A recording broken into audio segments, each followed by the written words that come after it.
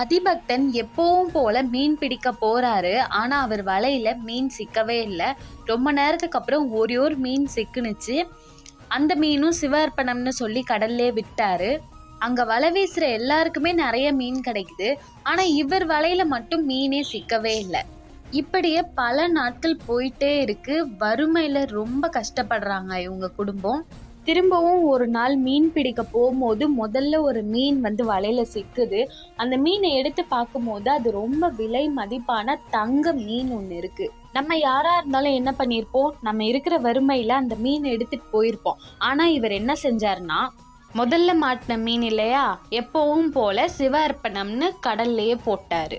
இவருடைய பக்தியை பார்த்து வியந்து போன சிவபெருமானும் பார்வதியும் அவருக்கு காட்சி அளிக்கிறாங்க. ஒரு வரமும் கொடுக்கறாங்க. சிவபுரியில இருக்கக்கூடிய சிவன் அடியிலேயே இவர் இருக்குமாறு அருள் புரியுறாங்க. இதோட இவர் வரலாறு